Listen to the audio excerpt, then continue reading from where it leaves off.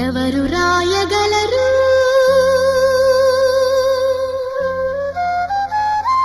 అమ్మాను మాట కన్న కమ్మని కావ్యం ఎవరు పాడగలరు